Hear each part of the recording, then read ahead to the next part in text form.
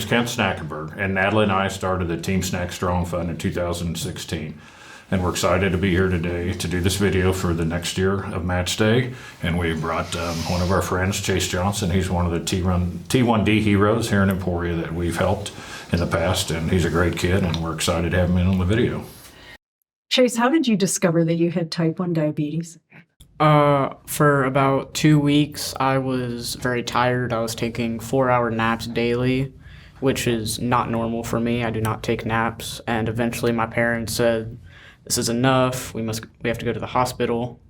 We went to the hospital. They tested my blood sugar. We went up to Kansas City, Missouri to Children's Mercy, where I spent 24 hours in the hospital with a blood sugar of 537, which is way too high. Blood sugar should be 90 to 110. What was the reaction to your family when they were told you had type 1 diabetes? Did they know what all was involved? My mom had the biggest reaction to it. It was very hard for her to take it, and I had to calm her down, which was really hard because I was the one who was being diagnosed. But yeah, everybody was very supportive, and they made it a lot easier. Going to Camp Discovery was a lot different because I was around a lot more diabetics than what I'm used to. I only know 2 diabetics, and when I went there, there were hundreds. So it was very refreshing to know that there's multiple people that are like me that have diabetes and go through the same things I do. So we were all able to talk about the stuff we have to deal with, and yeah, it was very refreshing to know that there's more people out there like me. In this bag, I carry an extra insulin pen, I carry frosting, fruit snacks, and juice. I carry all these things because if something happens to my blood sugar, I have juice with me, so if I drop low, I drink that, and that gets to my bloodstream and brings me up. I carry an extra insulin pen because in case my pump fails, I also carry something called a glucagon, which is kind of like an EpiPen is what we tell people. So the one thing I recommend to people, if they get first diagnosed, is to talk to someone who's had it for multiple years, who can tell you like what it's like, some of the things you're going to have to adjust to, and some of the things that you're not going to be able to do anymore.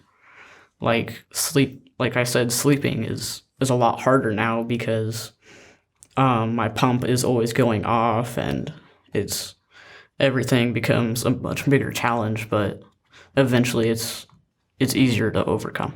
What are a few of the symptoms? Turn around, Chase.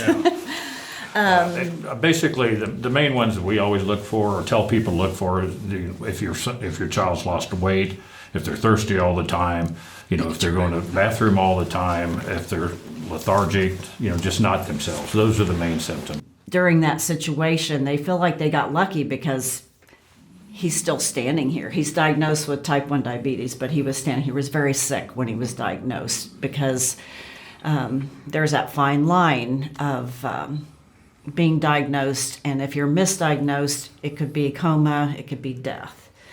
And Kent says, we've got to take the luck out of this. We've got to tell people that this can happen to you, and it can happen to your child at any time.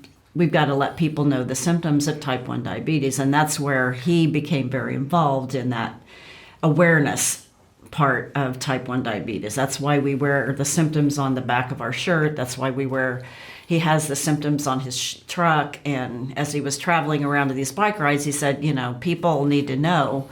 And it kind of grew from there. As always, since we started, we're so thankful for everybody that puts into the donor pool. And there's been different organizations over the years. I know there's new people now. And I just hope you all can get a sense by watching these videos and even meeting the families, how much you do, not only for us, obviously, but for so many other people in town. And that's what Match Day is about. It's about bringing the Emporia area, not just the community, but the area together.